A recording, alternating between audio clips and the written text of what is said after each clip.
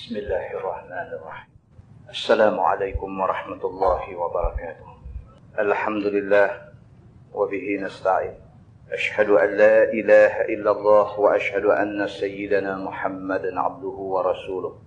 Wa nusalli wa nusallim ala hadha an-nabiyil karim sayyidil mursalin wa ala alihi wa sahbihi ajma'in. Amma ba'd. Ayyuhal mu'minun ittaqullah usikum wa iyaya bitaqwallah faqad fazal muttaqun. Muslimin dan muslimat, mudah-mudahan dirahmati Allah Subhanahu wa taala. Kita menggunakan Bahrul Mazi jilid 1. Muka surat 198. Muka surat 198. Bab ma jaa fi mubasharatil haid, yaitu bab barang yang datang pada menyatakan menyentuh ataupun jima' perempuan yang datang haid. Ini tajuk malam ni. Kalau sekiranya isteri kita datang haid, boleh tak boleh kita sentuh dia? Sentuh dalam maksud kata tempuh dia. Boleh tak boleh kita jima' dia? Ketahuilah saudaraku, bermula mubasyarah itu satu ketika dikatakan oleh orang Arab atas makna jima'. Perkataan mubasyarah itu ada orang Arab faham kata jima'. Dan satu ketika dikatakan atas makna sentuh. Dan kadang-kadang perkataan mubasyarah juga orang Arab maksudkan mubasyarah itu sentuh. Nampak kan? Maka kerana itulah timbul perbezaan pendapat di kalangan ulama fiqh. Kan? Maka kerana itu timbul perbezaan pendapat di kalangan ulama-ulama mazhab. Maka dengan kerana itu, apabila kita mazhab Syafi'i, orang Malaysia ni mazhab Syafi'i, pergi ke Mekah, tawaf, sentuh sikit ya, kita kira batal. Sentuh sikit aja dengan orang perempuan yang halal kahwin, kita kira batal. Duk kira nak rodok. Nak merodong peluang nak biar-biar yang sembahyang lain. Sedangkan dalam mazhab lain, mazhab Hanbali, mazhab Maliki, mazhab Hanafi dan sebagainya, mereka sentuh biduni syahwat, tanpa syahwat tak batal. Kerana bagi mereka, maksud sentuh yang kata mubasyarah ini, maksudnya ialah jima'. Kalau sampai jima' maksudnya ada syahwat, ada nafsu, baru batal. Kalau tidak ada nafsu, maka tidak batal. Masa duk tawah nak nafsu apa? Kita duk buat ibadat. Dia kata, maka tidak batal. Jadi dalam waktu itu, pada ketika itu, kalau kita nak stick juga kepada pendapat mazhab Syafi'i, kita susah. Kita jadi susah. Maka tabung haji pun main bagi tahu dekat jemaah haji yang nak pergi buat haji di Mekah, pada masa itu kita boleh mengikut mazhab lain. Meninggalkan daripada ikut mazhab Syafi'i untuk ikut mazhab lain, adakah itu satu kesalahan? Ya, tak salah.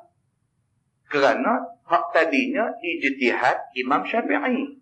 Manakala hak satu lagi adalah ijtihad imam-imam dalam mazhab lain. Soal ijtihad, kalau ijtihad itu tepat, dapat 2 pahala. Kalau ijtihad itu tidak tepat, dapat 1 pahala. Kita dah terang benda ni banyak kali. Kisah sahabat Nabi yang duduk tengah padang pasir dalam musafir nak pergi ke satu tempat, tiba-tiba mimpi. Mimpi yang mewajibkan dia mandi.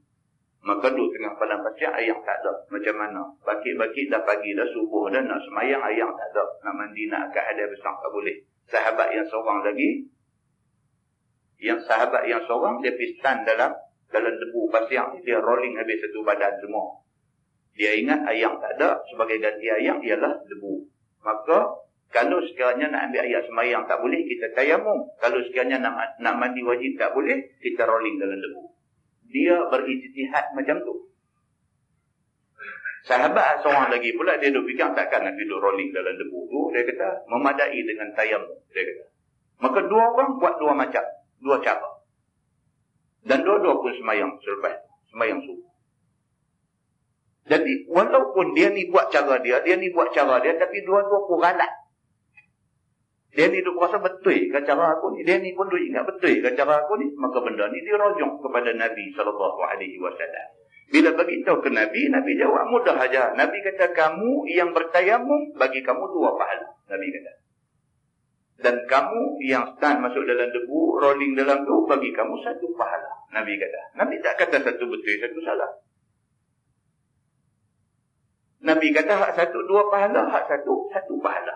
Ini ijtihad. Ini ijtihad. Maka tajuk yang kita nak baca malam ni, tajuk mubasyarah, adalah tajuk yang ulama ada macam-macam ijtihad. Ada ulama kata mubasyarah itu maksudnya jima'. Ada ulama kata mubasyarah itu maksudnya sentuh. Begitu. Maka semuanya itu masing-masing dengan hukumnya yang akan disebutkan pada masalah-masalah yang akan datang. Saat lagi dia akan terang satu-satu. Dan sekarang menerangkan hadis yang dikeluarkan oleh Imam At-Tirmizi lebih dahulu. Dari dalam ni kita tengok hadis riwayat At-Tirmizi dulu. Kata dia an Aisyah radhiyallahu anha qalat, kana Rasulullah sallallahu alaihi wasallam idza hibbu ya'muruni an attazira summa yubashiruni.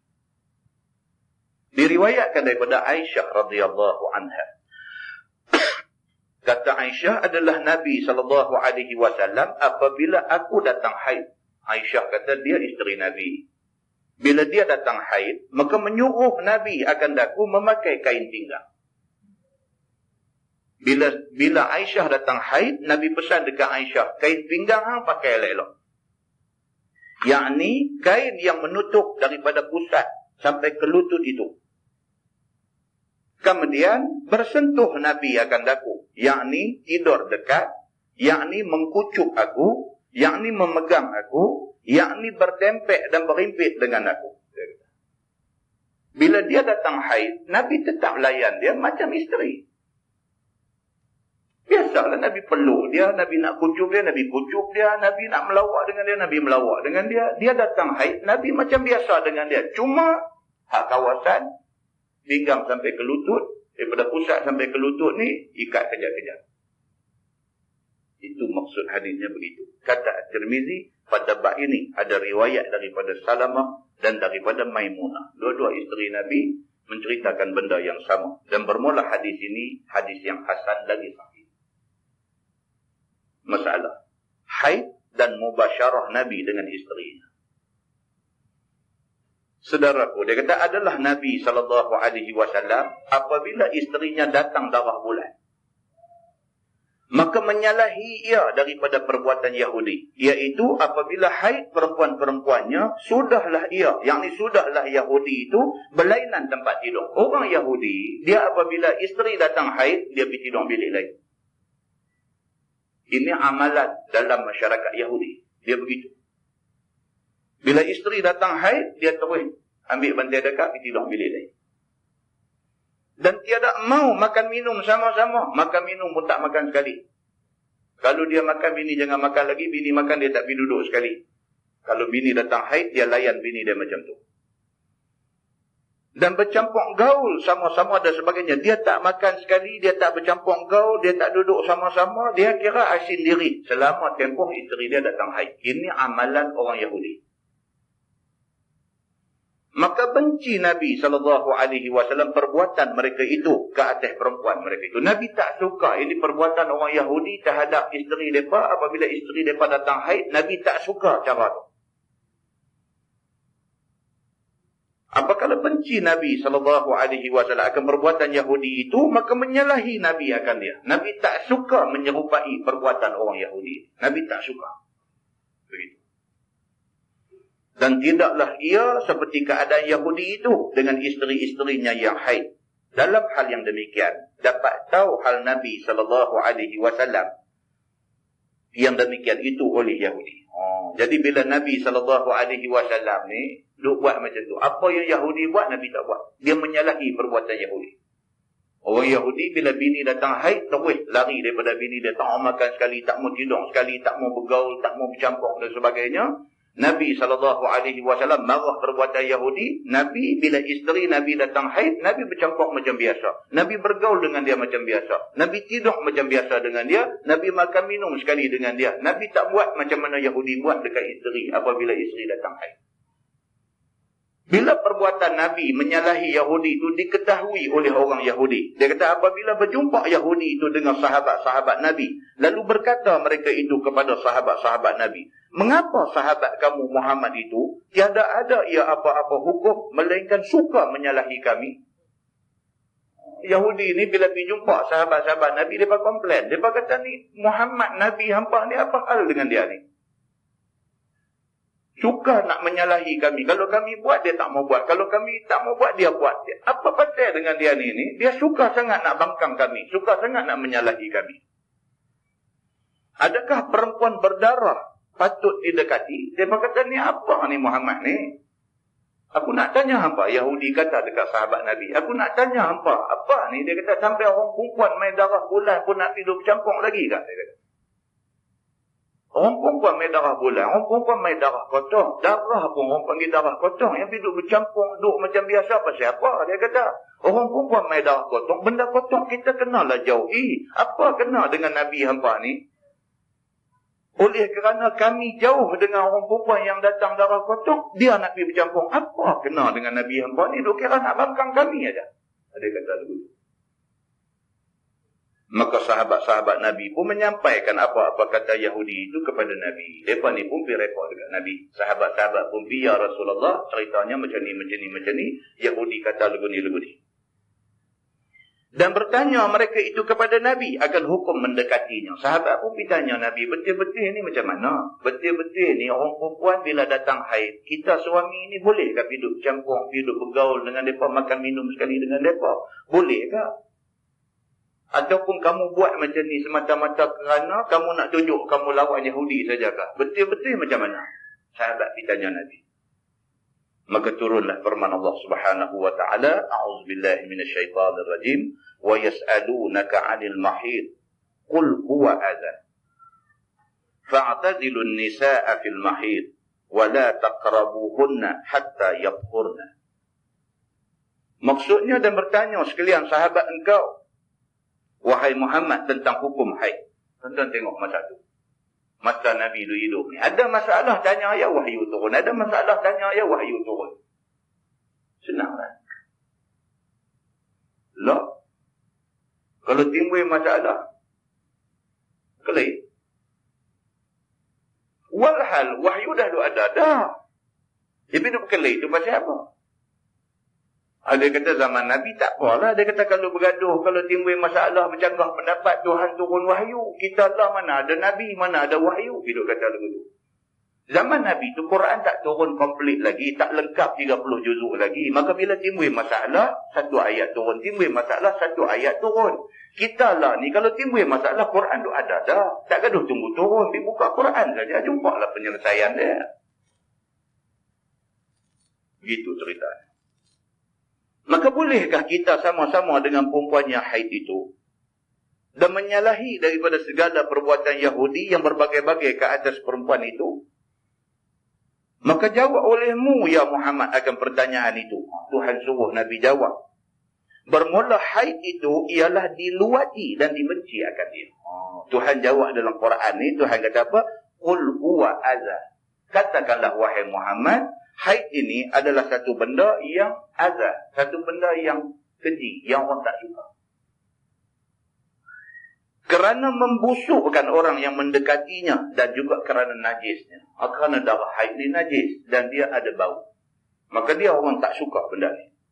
Tetapi janganlah pula melampau-lampau seperti Yahudi dan Nasrani. Manakala tahu sekalian kamu akan busuk perempuan-perempuan kamu itu, manakala tahu sekalian kamu akan busuk perempuan-perempuan kamu itu.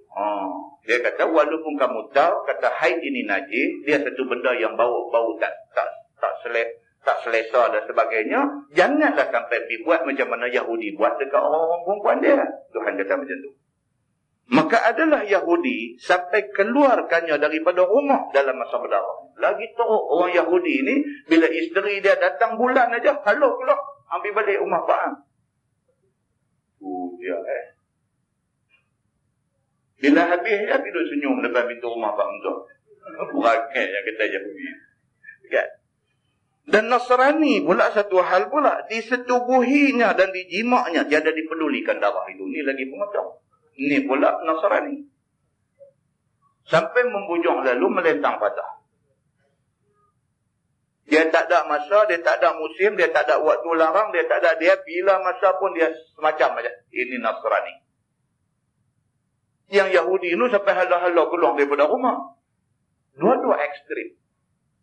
Yahudi pun ekstrim sampai halau bini keluar rumah. Nasrani pun ekstrim sampai tak ada masa rest dan sebagainya. Islam wa khairul umur awsatuha. Islam ni sebaik-baik perkara dia ambil yang pertengahan.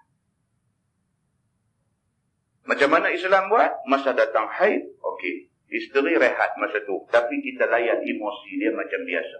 Tunggu sampai selesai semua, barulah kembali seperti sedia kala. Islam ajak macam tu. Bahkan sekalian kamu berbuat seperti mana suruh. Tuhan kata buat macam mana aku suruh. Iaitu maka hendaklah tinggalkan oleh sekalian kamu akan perempuan-perempuan haid itu di dalam masa haidnya. Yakni hendaklah jauhkan dirimu daripada jimaknya di dalam masa mengalir darahnya itu. Tuhan kata tinggalkan itu bukan maksudnya tinggal lari keluar pergi Kuala Lumpur. Maksud tinggal itu tinggal jangan jimak dia masa itu. Dan jangan menghampiri sekalian kamu akan mereka itu dengan jimak sehingga suci mereka itu. Quran bagi penjelasan macam itu. Yakni sehingga putih darah haidnya dan sehinggalah sudah mandinya. Tunggu sampai dah habis selesai kering darah dia, dia dah mandi dah baru boleh. Dalam mazhab Hanafi, dalam mazhab Hanafi dia kira kering saja. Walaupun belum mandi, dalam mazhab Hanafi sudah boleh jimat. Itu mazhab Hanafi. Mazhab lain dia kira sampai kena lepas selesai mandi. Begitu. Itu hukum.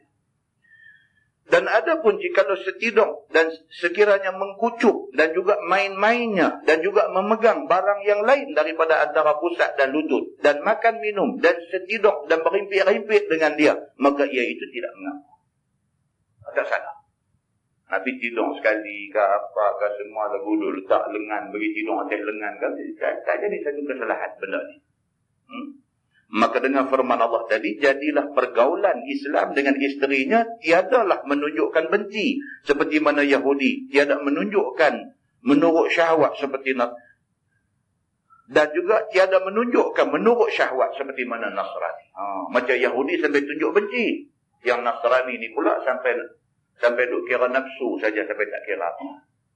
Islam tak serupa Yahudi, tak serupa Nasrani. Islam wal Islam. So, kalau baca buku Sa'id Hawa, dia ada tulis Ma'alim fi Tariq. Dia kata apa? Al-Islam huwal Islam. Islam dia ringkas, tapi cukup kejap. Sa'id Hawa, bila orang tanya Islam ni apa, dia kata Al-Islam huwal Islam. Islam tu Islam. Islam tidak ambil model daripada barat. Islam tidak ambil model daripada timur. Islam tak ambil model daripada mana-mana tempat. Islam adalah Islam. Kita punya identiti sendiri. Begitu. Firman Allah lagi, فَإِذَا تَطَهَّرْنَ فَأْتُوهُنَّ مِنْ حَيْثُ أَمَرَكُمُ اللَّهُ. Maka apabila suci mereka itu daripada haid dan telah siap mandinya, maka jimaklah sekalian kamu akan mereka itu sebagaimana menyuruh akan kamu oleh Allah, yakni jimak farajnya, jangan dikerjakan duburnya. Ini yang dimaksudkan ayat haitsu amarakumullah. Selepas isteri habis haid, selepas dia mandi bersih suci diri dia, maka kamu boleh mendatangi dia, kamu boleh jimak dia min haitsu amarakumullah. Walaupun boleh jimak, tetapi ikut cara yang Allah tunjuk. Iaitu orang perempuan itu dijimak pada farajnya, tidak pada belakangnya. Ada juga manusia jenis nak jadi lagu manusia, lagu keldai, lagu mana ni perangai tak ketahuan ni. Tuan-tuan, benda ni berlaku dalam masyarakat. Baik. Firman Allah, Inna Allah yuhibbut tawabin wa yuhibbul mutatahhirin. Bahawasanya Allah Subhanahu wa ta'ala kasih dan suka ia akan orang yang taubat daripada dosa. Yakni yang telah terbuat daripada jimak isteri di dalam haid dan suka ia akan orang yang bersih diri daripada segala maksiat itu. Kalau sekiranya ada di kalangan orang lelaki Islam ni yang terbuat dah benda ni. Zaman dia jahil dulu, zaman dia tak pernah hati dulu, laki bini dua-dua pun tak pernah faham agama elok-elok dulu ni. Isteri haid tak habis lagi, dia dah jima' dah isteri dia. Misalnya, dia ada terbuat benda-benda macam ni, innallaha yuhibbut tawwabin. Allah suka orang yang bertaubat. Lah dah tahu, astagfirullahalazim, minta ampun dekat Tuhan, jangan buat dah selepas saya dah tahu. Begitu. Masalah tu kan tengok Quran, dia cukup cantik. Ini yang kata counselling Quran. Dia tu dah terbabas kelajak buat benda macam tu dan sebagainya. Quran cuma bagi tahu dekat dia, Allah suka orang yang bertaubat. Mana ada bumi tak kena hujan? Gurun Sahara pun biasa hujan. Walaupun setahun 2 kali hujan, tapi biasa kena hujan. Mana ada manusia tak buat silap langsung dalam hidup dia? Kita maki hamu marah orang kerana buat dosa pumpang. Kita sendiri tak tahu. Takkah dia tu dengan kita dosa kita banyak pada dia? Tak tahu. Kita tak tahu. Kita jangan cakap besar. Kita tak tahu. Maka Islam kata apa? Allah suka orang yang bertaubat. Dia buat silap, dia buat dosa, dia salah dan sebagainya. Kita kena nasihat dia. Mudah-mudahan nasihat kita ni bila dia dengar, terdetik dalam hati dia rasa sesal. Dia bertaubat, minta ampun kepada Allah. Allah lebih suka dia. Pasal apa? Pasal dia bila dengar penjelasan, dia bertaubat kepada Allah. Masalah, haid bolehkah laki-laki menyentuh perempuan itu? Kata Imam At-Tirmidzi, dan ialah yakni seperti dalam hadis pada masalah tadi, itulah perkataan yang bukan sorang daripada ahli ilmi, daripada sahabat Nabi SAW dan At-Tabi'in. Dengan dialah berkata Syafi'i dan Ahmad dan Ishaq. Maksud macam tadi lah. Maksudnya apa? Orang perempuan datang haid, yang tak bolehnya ialah jima'. Lain daripada itu, biasa. Macam biasa. Itu bawah tu kata Syafi'i. Kata Syafi'i adalah ulangan kepada benda tadi. Tentu tulis bawah. Masalah haid bolehkah dijima'kan dia? Kata Imam Nawawi, mendekati perempuan dengan jima' pada farajnya itu, maka iaitu haram dengan ijma' muslimin. Dengan nas Quran Al-Aziz dan nas sunnah yang sahih. Cerita kata orang laki-laki tidak boleh jima' isteri yang datang haid ini, Quran bagi tahu, hadis yang sahih bagi tahu. Maka ijma' semua ulama kata tak boleh, terus ada bantah. Begitu. Kata ashab kita, maka jikalau beriktikad satu orang Islam akan halal jima' perempuan yang di dalam haid, jima' pada farajnya, maka jadilah dia kafir dan murtad. Kerana ini hukum dalam Islam. Hukum. Hukum ni pula sabit dengan Quran langsung. Quran kata hendaklah kamu jauhi orang-orang perempuan yang datang haid. Maksud jauhi itu, jauhi daripada jima'. Sabit dengan Quran, tak bagi jima' orang perempuan yang datang haid.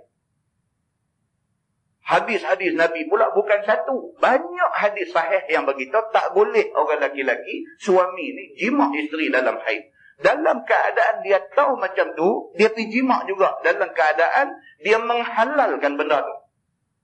Kalau dia sampai ke peringkat menghalalkan benda yang Tuhan kata haram, maka murtad dia dan jadi kafir. Alhamdulillah. Sama lah. Dalam bab lain pun sama. Dalam bab lain pun sama. Quran kata terang-terang arak haram. Kita perlu kata halal. Habis. Sama lah. Terang-terang dalam Quran bagi tahu sembahyang fardu ni bukan setakat wajib, bahkan fardu. Fardu dengan wajib ada beza. Bukan sahaja wajib, bahkan fardu. Dia kata. Sama hukum dengan yang kita baca. Kita tidak boleh ubah hukum Tuhan. Tidak boleh ubah. Begitu. Dan jikalau mengerjakan oleh seorang dengan ketiadaan beriktikad akan halalnya. Dia ni isteri dalam haid, dia pergi jima' juga. Tapi dia tahu kata haram, dia tahu. Dan dia pun tak kata halal. Cuma dia masalah. Dia tak boleh tahan nafsu dia. Misalnya kes yang macam ni. Maka boleh tilik, dia kata. Iaitu jika ia lupa ataupun jahilkan haid. Ataupun jahilkan haramnya. ataupun kena paksa, ataupun tidak berdosa, maka tiada berdosa atasnya dan tiada kafarah. Ini satu kes. Kalau sekiranya apa, dia ni jahil. Jahil dalam maksud kata dia tak tahu kata bini dia datang haid. Dia tak tahu. Dah habis-habis jima' tengok Allah, baru tahu kata datang haid. Maka berlaku benda tu dalam keadaan jahil. Kata isteri dia dah datang haid, maka tidak berdosa. Ataupun sekiranya dia ni kena paksa, kawak masuk dalam rumah, di samping mencuri, ambil pula satu kesempatan, hidup bubuh pisau di tengkuk lelaki ni, suruh kawak jenis segmenik ni. Mana lah nak beritahu ada jenis macam ni? Mencuri dah, satu bab dah saja nak buat ni, dia bubuh pisau di tengkuk lelaki ni, suruh. Pasal lah ni susah nak dapat VCD lucah. Dia suruh, dia ni dah tentang pulang dalam seorang abang mingguan Malaysia. Dia ada satu ruangan pasal kesihatan. Saya baca ruangan pasal kesihatan, dia main pakar ni, psikiatrik ni, pakar sakit jiwa. Tengok apa huraian dia. Ada orang, salah satu daripada jenis sakit jiwa ni jenis macam ni, kepala dia rosak.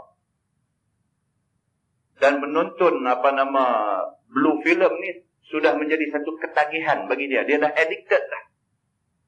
Ada maka psikiatrik tulis tentang benda. Dia dah jadi addicted, dia dah ketagih dah, dia tak boleh kalau tak tengok dia jenis macam ni kau. Dia pergi paksa orang suruh buat macam tu, sedangkan isteri kau tu dalam keadaan datang haid. Maka suami ni kalau tak buat ni, pisau dah di tengkuk, dia buat, tak berdosa kerana dia dipaksa. Itu maksudnya. Dia nak abang kata kalau dipaksa, tidak berdosa. Dan tidak kena kafarah. Kafarah dia akan bincang dalam bab yang akan datang. Apa dia kafarah? Dan jika jima' dia dengan disengajakan, lagi tahu bahawa perempuan itu adalah haid dan tahu kan haramnya, lagi dikerjakan juga dengan kehendaknya sendiri, tak siapa paksa, maka sesungguhnya memperbuat akan dosa besar dan kena bayang kafarah. Tahu kata ni haram ni tak boleh buat dan sebagainya, tapi oleh kerana dia dah tak boleh tahan nafsu dan sebagainya, dia jima' juga isteri dia, maka dia berdosa besar. Dan satu pendapat mengatakan dia kena bayar kafarah. Tentang kafarah ni pun dia akan bincang tadi.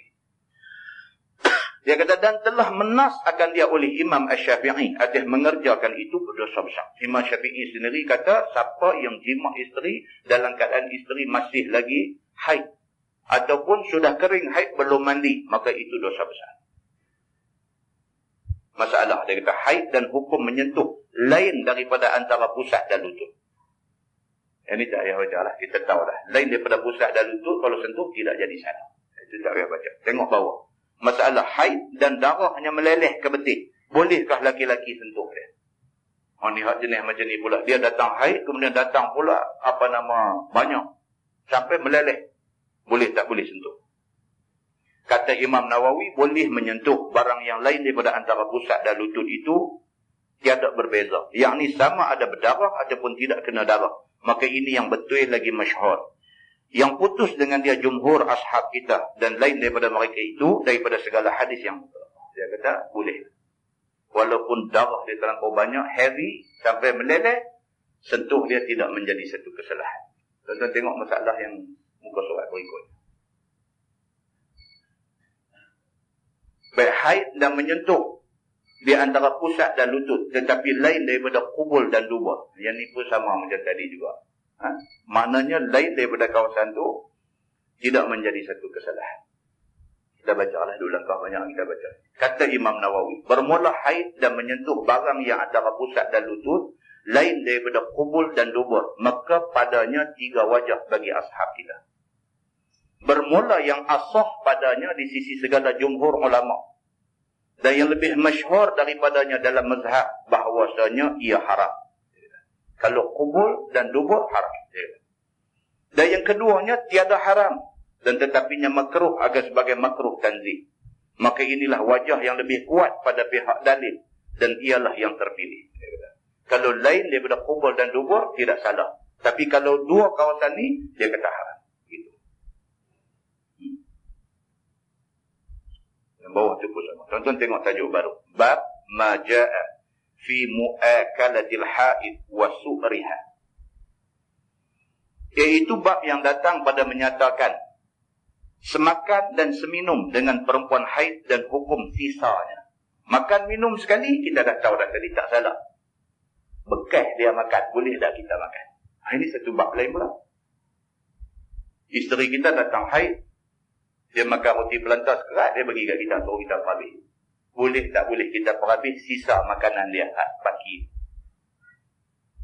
Ketahuilah saudaraku, ini setengah daripada hadis yang menerangkan akan perbuatan Nabi SAW menyalahi akan perbuatan Yahudi. Maka adalah Yahudi apabila berdarah bulan isterinya, maka tiadalah mau semakan seminum, bahkan diturunkannya daripada rumahnya. Ini Yahudi. Bila isteri datang haid, halau terus, tak pergi duduk dalam rumah. Maka hadis ini telah dikeluarkan oleh Imam At-Tirmizi bagi menerangkan suruh Nabi dan fatwanya kepada sahabatnya. Kata Imam At-Tirmizi, an Abdullah ibn Sa'd radhiyallahu anhu qala, sa'altu an-nabiy sallallahu alaihi wasallam an muakalatil haid faqala wakilha. Diriwayatkan daripada Abdullah bin Sa'ad. Kata dia, telah aku tanya Nabi SAW daripada semakan seminum dengan orang perempuan yang datang haid. Maka sabda Nabi, makanlah sama-sama dengan dia. Hadisnya. Orang sahabat mai tanya Nabi, kalau isteri datang haid boleh tak duduk makan minum dengan dia? Nabi kata, pilihlah makan dengan dia, tak ada had. Kata At-Tirmizi, dan pada bab ini ada hadis daripada Aisyah dan daripada Anas. Dan kata Abu Isa lagi, ini hadis Abdullah bin Sa'ad ialah hadis yang hasan lagi gharib. Masalah haid dan semakan seminum dengannya, apa hukumnya? Kata Imam At-Tirmizi, dan seperti dalam hadis yang tadi, itulah perkataan sekalian ahlul ilmi.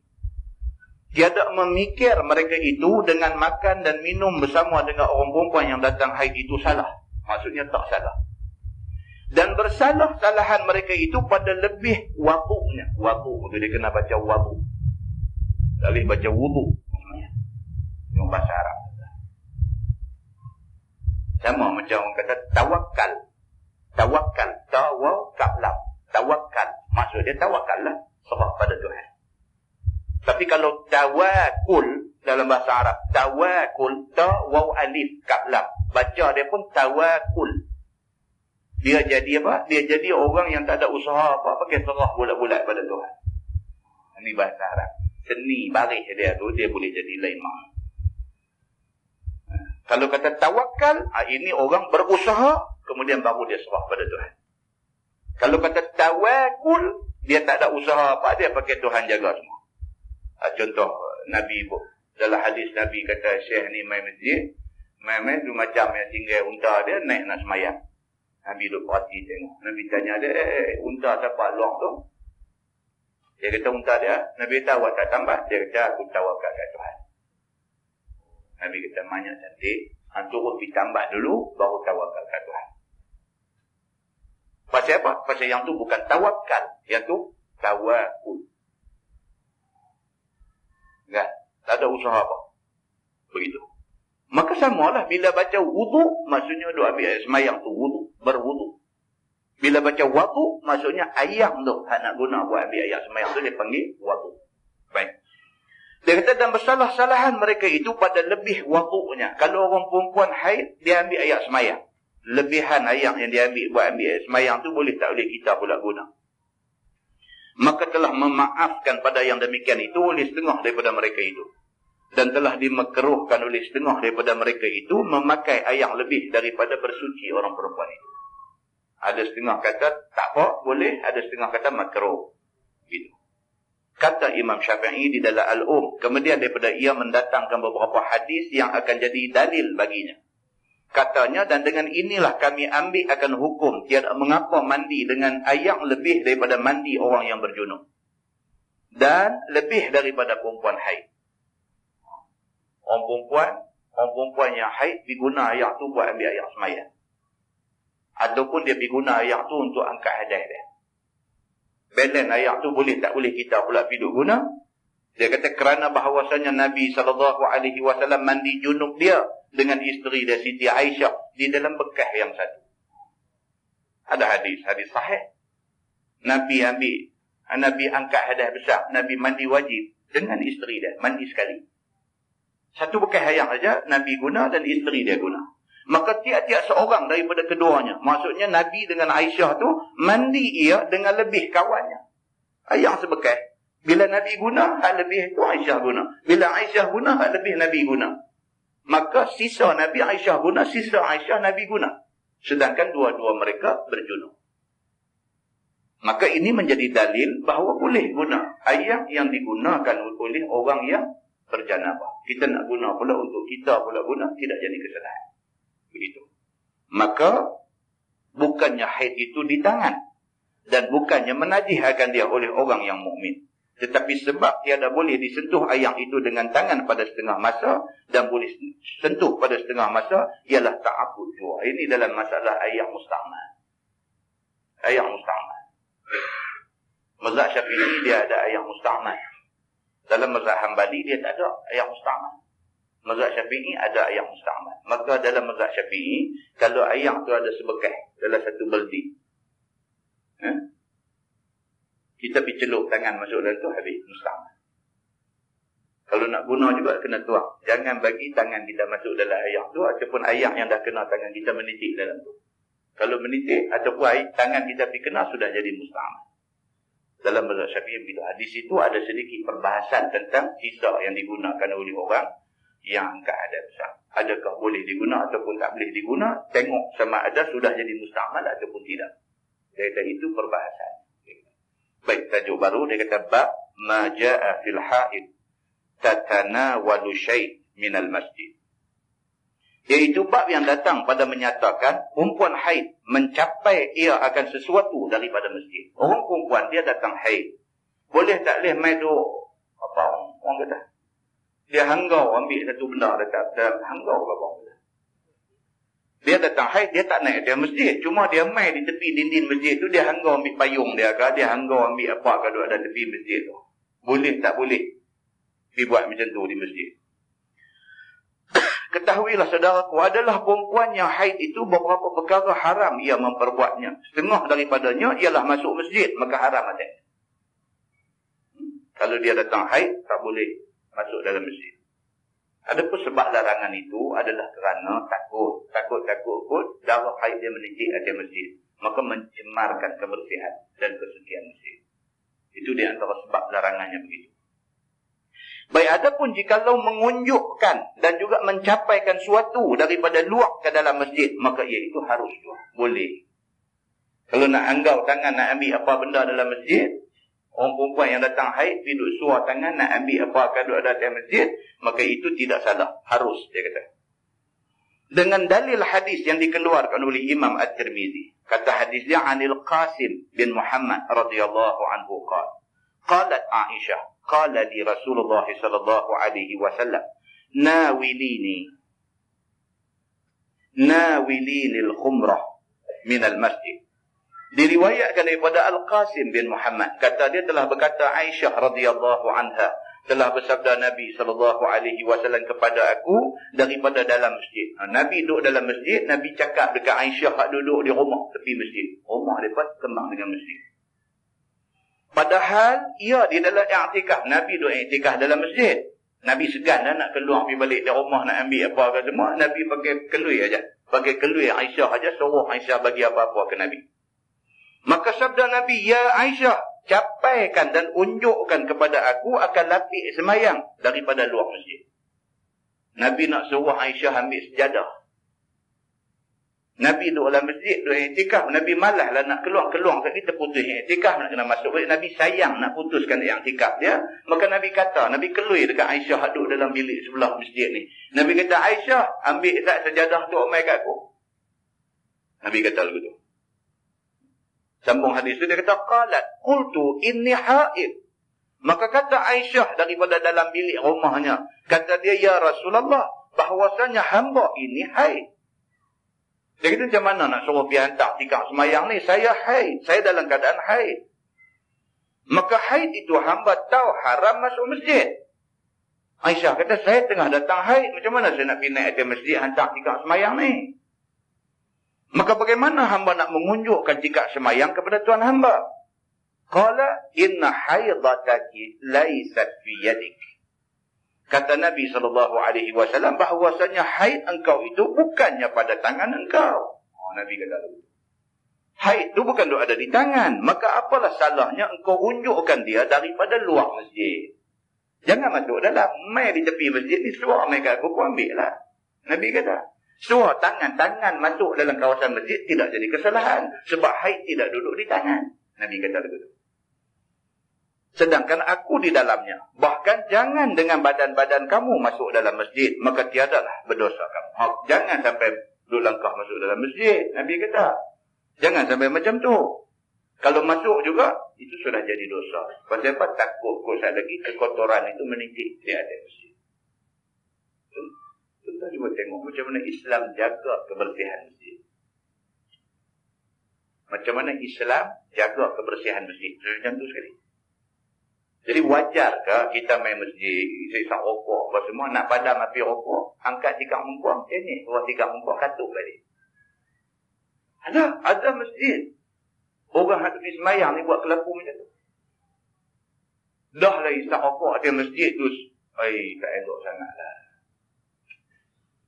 Sewaktu orang, ulama-ulama duk bahas tentang hukum rokok ni,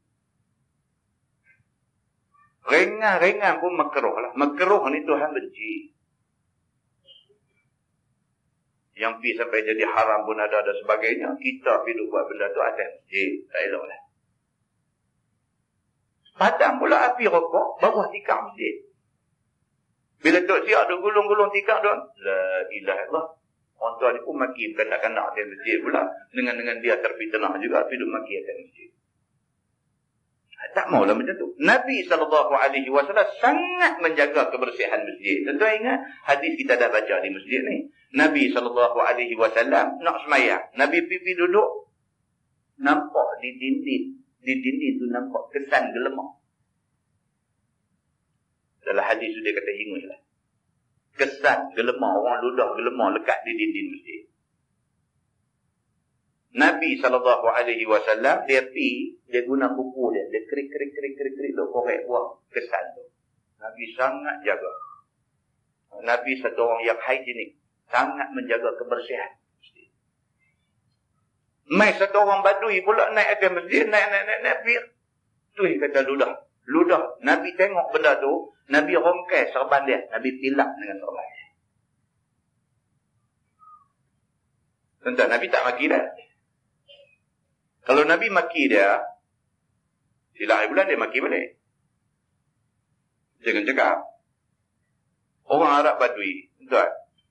Nabi minta duit zakat daripada Nabi pun dia rentak baju sampai lekat merah di tengkuk Nabi. Hadis sahih. Dia susah, dia miskin, dia orang Islam, dia nak duit zakat. Nabi minta duit zakat ke Nabi, dia pergi pegang baju Nabi ni, dia rentak sampai lekat relang merah di tengkuk Nabi. Kasak, nak abang kata kasak lepas ni. Jadi dia pergi ludah atas masjid, takkan nak cegah dia, nak maki dia. Cegah dia, maki dia. Dia maki balik ke apa lagi leceh. Bahkan cara Nabi buat ni lebih lagi menyebabkan dia rasa bersalah. Dia pergi ludah tu, Nabi tak marah dia, Nabi tak kata apa, Nabi roket, serban pilak. Allahu Akbar.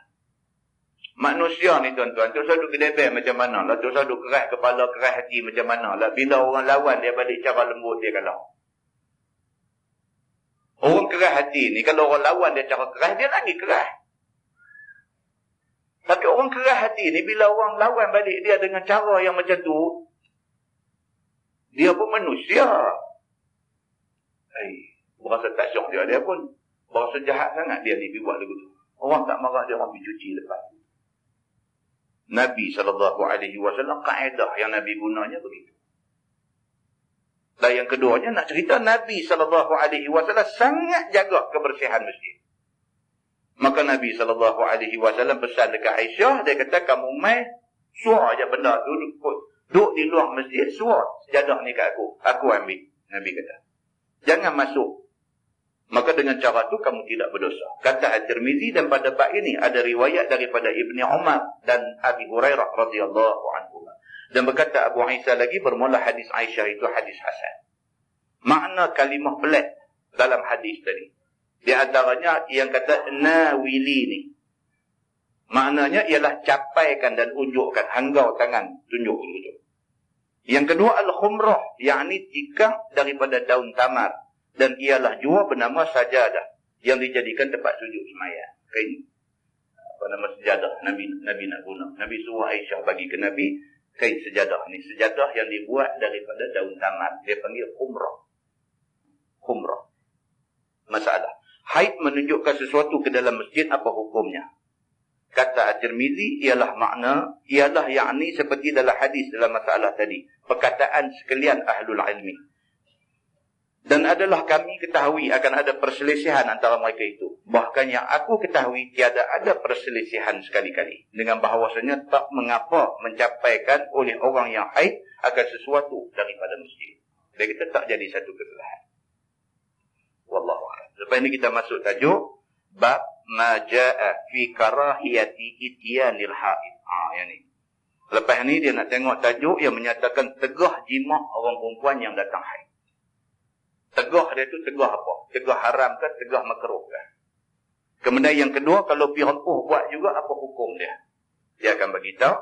Dan kemudian dia bincang pasal hukum saja. Dia kata bab ma jaa fil kafarati fi zalik, iaitu bab yang menyatakan kafarah ataupun denda yang dikehendaki suami bayar kalau sekiranya dia jima' isteri dia sedangkan isteri dia masih ada haid. Begitu. Kemudian dia akan masuk tajuk bab ma jaa fi ghusli damil haid min ath-thawb. Itu bab yang datang pada menyatakan basuh darah haid daripada kain. Yang ni tajuk ni, dia walaupun tajuk dia kain tu kena darah haid, nak kena basuh dulu ke tak ke, walaupun tajuk dia macam tu punya simple, tapi perbahasan dia sangat berkaitan dengan kita. Sangat berkaitan dengan kita. Contohnya contoh cerita darah haid, darah lain. Dia ada parut di tangan, di salahnya. Parut apakah jatuh motor ke, ataupun pidul, sangkut apa duri, apakah calang, apa semua jadi kupin. Bila nak ambil air semayang, ambil air semayang, gumana ke gosok, terkasar sikit, kupin tu keluar, darah. Darah sudah kena baju. Boleh tak boleh baju tu dibawa untuk semayang? Perbahasan dia akan pergi sampai ke situ. Kadar yang kata darah yang dimaafkan tu banyak mana? Yang kata darah yang tak dimaafkan, kalau kita semayang juga sedangkan pakaian kita ada darah banyak-banyak mana tu, semayang kita jadi macam mana? Sah ke tak sah ke, nak kena ulang balik ke lagu mana? Dia ada perbahasan yang macam tu. Dan perbahasan ni sampai ke peringkat yang sangat-sangat berkaitan dengan kita. Contohnya apa? Contohnya kita nak pergi Kuala Lumpur. Lama-lama ni pun dia seronok. Contohnya kita nak pergi Kuala Lumpur. Perjalanan daripada Sungai Petani nak pergi Kuala Lumpur sudah tentulah kadang-kadang melibatkan waktu semayang dan sebagainya, dan melibatkan nak berhenti buang air di tengah jalan. Sampai mana Bukit Merah ke, sampai Tapah ke mana ke, rasa nak pergi Pancong. Bila pergi Pancong ni maklum sajalah tuan-tuan. Kita ni orang duk mengaji ni, kita sangat berjaga-jaga benda ni. Bila nak masuk Pancong dengan kaki seluar kita lipat naik, tak mau sakit dia mercik ayak najis apa kena kita seluar tu nak pakai semayang, nak pakai apa tidak. Dah lipat semua, jaga elok dah apa semua, buang ayak, buka, ayak tu dia leru jadi ulang tunduk pula. Dan bisa kena benda ni. Pressure ayak ni kadang-kadang dia kuat, kadang-kadang dia pelan. Ni ayak plasnya ni Lebuh Raya Utara Selatan. Kita buka, dia sembuh. Dia kena mercik main baju juga. Tunggu mana nak selesai masalah. Nak kena bincang pasal benda ni, benda kita kena hari-hari. Abang contoh pergi Kuala Lumpur, kita kata aku setahun sekali pergi Kuala Lumpur, tak berkaitan, bulan depan tak ramai. Tak. Kita pergi kerja pun macam tu juga. Kita pergi kerja pun daripada pukul 8 nak sampai pukul 4.30 tu takkan tak pergi Pancong. Kita pergi Pancong macam tu juga dah. Bukan nanti hak Lebuh Raya Utara Selatan saja. Pancong tempat kerja kita pun serupa. Tambahlah ni getah Pancong tu, hujung dia buat jenis apa? Jenis lagu shower punya tu. Allah. Buka, dia mercik kena mangkuk tu. Dia tibai kena seluang kita balik. Allah. Dia main terak lagu tu. Dia nak marah ke lepas dia tahu. Kan? Mahu kan masing-masing perumih tu ada. Nak tunjuk tak tunjuk aja. Tapi sebut dulu tu. Pasal duk jaga dengan lipat kaki seluang apa semua elok. Buka-buka mula dia slow. Kita penderai sikit. Pressure pun dia main kuat. Dia petik. Kena. Allah. Ini pun. Macam nak marah semua tu. Kita duduk tempat kerja tu. Jadi payah kata. Macam mana nak selesai masalah tu? Itu kira najis ke? Najis yang dimaafkan ke? Menajis tak maaf ke? Lagu mana nak selesai masalah ni? Ada dibahaskan di bawah tajuk yang ini. Jadi tuan-tuan, cerita dia gini aja. Cerita dia tidak ada satu tajuk pun dalam agama yang tak berkaitan dengan kita. Ada. Jangan ada orang kata, patut baca tajuk ni tak habis-habis. Dia kata. Kita lah patut mau baca tentang ekonomi Islam. Ekonomi Islam pun baca. Bukan kata tak baca. Tapi ni hak ni tak selesai macam mana. Ni sampai tak tahu hak mana nak kira najis, hak mana nak kira tak najis. Kita belum cakap kata apa lagi. Di rumah kita ada anak kecil. Ada anak kecil. Dengan anak kecil ni pun duk kata ingat lagu nak mati dah main pula orang lagi. Jadi anak kecil ni duk ada dia. Kita ada, isteri kita ada, tak apalah. Kita dua-dua lagi bini ni faham tentang masalah ni. Tentang masalah najis ni. Yang kata najis mukhaffafah, yang kata najis mutawassitah, yang kata najis mughalladhah, kita faham. Bila anak kita umur 2 tahun, 3 tahun ni kencing apa semua, kita reti. Cara nak cuci najis mutawassitah ni macam mana kita reti. Macam mana nak buang air najis, nak juwih ayak bagi mengalir dan sebagainya, kita reti nak buat benda tu. Kita pergi kerja, orang perempuan kita pergi kerja, tinggal mak endon ni di rumah. Dia reti lah. Itu satu masalah lain pula. Jadi dalam rumah kita sudah banyak najis apa? Najis hukmi, dia panggil. Najis hukmi. Dari segi hukumnya tempat tu ada najis. Dia bukan najis aini. Bukan najis yang ain. Mata boleh tengok nampak. Tengok macam bersih lantai tu. Tapi sebenarnya lantai tu bernajis. Dalam tajuk ni ada dibincangkan tentang benda ni. Jadi tuan-tuan, kita just apa? Sekali lalu kita tengok benda ni kita dah belajar. Tapi just sekali lalu kita tengok. Kadang-kadang kita belajar selapis dulu ni terlalu terlalu ringkas. Kita pergi pula second round, baru kita nampak, dia macam ni rupanya, dia macam ni.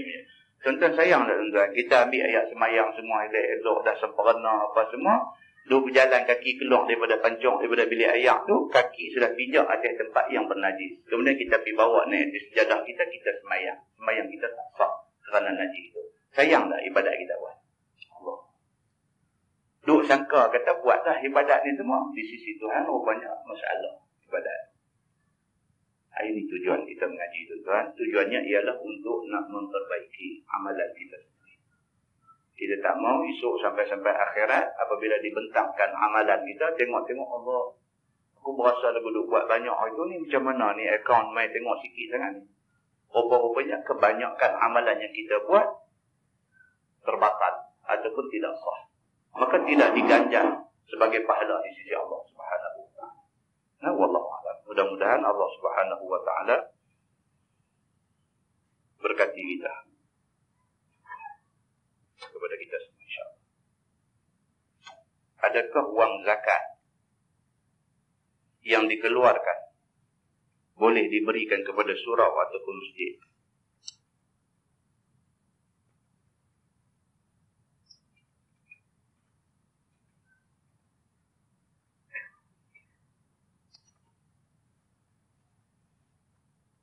Baik, soalan ni boleh tak duit zakat kita bagi dekat surau ataupun dekat masjid? Tuan-tuan, mengikut fatwa yang dikeluarkan oleh Dr. Yusuf Al-Qaradawi. Saya pernah dengar nama dia, Dr. Yusuf Al-Qaradawi. Dia ni satu untuk zaman kita lah ni, dia diterima sebagai ulama yang muktabar. Dan dia mempunyai keahlian dalam bidang zakat. Dia memang PhD, dia pun PhD tentang zakat. Dr. Yusuf Al-Qaradawi beritahu, dia kata masjid, surau, sekolah agama rakyat, apa semua ni termasuk di dalam asnaf yang boleh terima zakat. Walaupun asnaf yang disebutkan dalam Quran, innamas sadaqat lil fuqara wal masakin wal amilin, itu ceritanya bakir, miskin, amil, itu semua orang. Sedangkan surau, masjid ni bukan orang, dia bangunan satu institusi. Jadi bolehkah institusi surau, masjid, sekolah agama apa semua ni nak terima zakat? Boleh ke tak boleh? Dr. Yusuf Al-Qaradawi kata boleh. Kerana surau, masjid, sekolah agama dan sebagainya dianggap sebagai syakhsiyah ma'nawiyah. Dia kata. Dari segi maknawi, dia adalah orang. Syakhsiyah ma'nawiyah. Dia kata. Dari segi maknawi, dia adalah orang. Maka dia berhak untuk menerima zakat. Ini fatwa Dr. Yusuf Al-Qaradawi.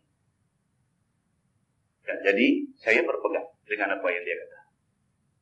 Saya berpegang dengan apa yang dia kata. Dia ada beberapa benda yang dia termasuk di dalam fatwa contemporary, fatwa semasa.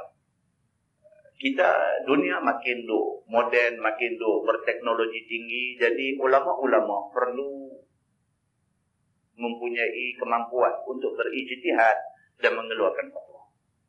Banyak masalah orang nak tanya Allah ni. Banyak masalah. Kan yang kita selalu sebut contoh lah. Masalah nak derma biji mata dekat orang. Boleh tak boleh? Dalam Quran, dalam hadis ada nas yang menyuruh ataupun melarang. Benda ni benda baru. Teknologi hari ni. Dia rasa dia ni berdosa sangat. Misalnya, dia ni satu orang manusia yang dia rasa dia berdosa sangat. Sampai umur 60 lebih dah baru datang hidayah dekat dia. Bila main hidayah tu, dia berasa dia nak kena buang lah. Banyak benda dia nak kena buang. Dia nak kena belajar banyak benda. Dalam tengah kampui, usaha tu, baru 2 tahun dia gelut nak kampui ilmu agama yang dia tinggal, amalan yang dia tertinggal banyak ni. Dia main sakit. Sakit yang membawa maut. Maka dia ni duk rasa tak dan lah dia ni nak cover balik dia punya dosa silap banyak sangat sebelum ni. Maka dia fikir, mudah-mudahan benda ni jadi satu kebajikan dekat dia.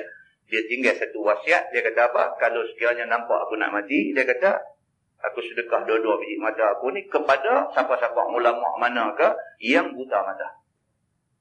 Ada tentang di Saudi dulu ada buta hafaz Quran, imam pula lagi. Katalah dia pergi tinggal pesan macam tu.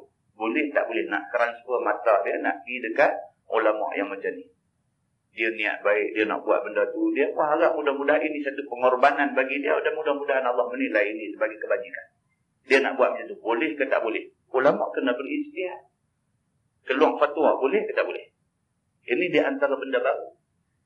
Dan banyak lagi, benda baru lain ni banyak lagi. Kita duk belajar dalam fiqh lama kita. Belajar ni rukun jual beli. Dia mesti ada bai', mesti ada orang yang jual, mesti ada mushtari, mesti ada orang yang beli. Mesti ada sirah, ijab dan qabul. Kau hak jual kata aku jual, kau hak beli kata aku beli. Ataupun salah seorang kata aku jual, hak satu lagi senyum-senyum belah begitu aja. Ataupun kau hak jual tak kata apa, bagi kat dia, dia kata aku beli. Yang tu hak kita duk belajar dalam kitab fiqh, dia dalam bab jual beli. Dan semua tu dia kata sah kalau sekiranya ada rukun-rukun tu. Dia main hari ni, duduk pergi beli air tin dekat mesin tu macam mana? Kita tak minum pun anak kita nak minum. Kita pergi ambil duit bubuh dalam tu, tekan apa, sasi ke FPN ke apa ke, gedum je jatuh. Boleh kita kata dia, aku beli. Kalau ada orang dekat tu, dia kata apa? Allah, dia kata, awal ni. Dan mesin tu pun tak ada suara. Kalau kita bubuh duit, gedung kata jatuh, aku jual. Tak ada pun. Jadi akad jual beli tak ada. Tak ada akad jual beli. Sah ke tak jual beli tu? Ini perlu dibahaskan oleh ulama-ulama hari ni. Adakah ulama hari ni nak ambil penderian apa? Oleh kerana benda ni tak cukup rukun dan sebagainya, hendaklah dimusnahkan mesin-mesin ni. Allahu Akbar. Pergi mengaji sekolah mana pula, pergi buat fatwa macam tu. Tuan-tuan, jadi nak cerita kata banyak benda yang ulama hari ni kena bincang semua-semua. Banyak benda. Jadi sesuai dengan itu, Dr. Yusuf Al-Qaradawi di antara ulama yang ada hari ni, yang dia ni banyak. dengan ijtihad dia, dan dia bukan ijtihad mimpi malam bangkit pergi esok beritahu. Dia dengan hujah-hujahnya yang mantap. Dia buat main nas Quran, nas hadis, walaupun tidak jelas nak bagi tahu benda ni, tetapi membawa maksud ni. Maka kesimpulannya dia kata sekolah agama, surau, masjid dan sebagainya adalah syakhsiyah ma'nawiyah dan mereka berhak untuk menerima zakat. Kita bagi zakat kepada orang yang memegang amanah menjaga masjid, memegang amanah menjaga surau, ataupun memegang amanah untuk mentadbir sekolah agama. Ini benda-benda yang macam ni. Tapi benda ijtihad ni kalau melibatkan soal yang sudah jelas hukum, tak boleh. Tak boleh panggil ulama semua main bincang balik ni arak ni betul-betul haram ke tak? Tak boleh. Yang tu kok mana pun haram. Panggil main daripada Mesir, daripada mana pun main nak menghalalkan arak, tak boleh. Pasal nas sudah jelas kata haram. Ini kena faham juga ya ni. Tidak lagi sampai habis semua nak pergi rongkai. Tuhan suruh semua nak punggah habis, Tuhan larang semua nak rempuh buat habis. Pasal apa? Pasal ada ulama baru dah abang boleh semua. Tak boleh lah. Jadi benda ni tuan-tuan, ini ilmu agama. Maka orang yang layak bercakap tentang ilmu agama adalah orang yang faham ilmu itu dan dia faham disiplin ilmu itu. Ini satu benda kena jaga. Dia bukan semua orang boleh tidur bercakap. Kalau semua orang dibiarkan bebas bercakap benda agama, maka ramai orang akan sesat. Ini satu benda tuan-tuan ingat dia. Mudah-mudahan Allah lindungi kita daripada kesesatan. Allah bagi taufik dan hidayah kepada kita semua. Kita sentiasa duduk atas jalan kebenaran. Wallah, yang baik itu daripada Allah, yang tidak baik itu silap saya. Kita tangguh dengan tasbih kafarah dan surah al-Asr.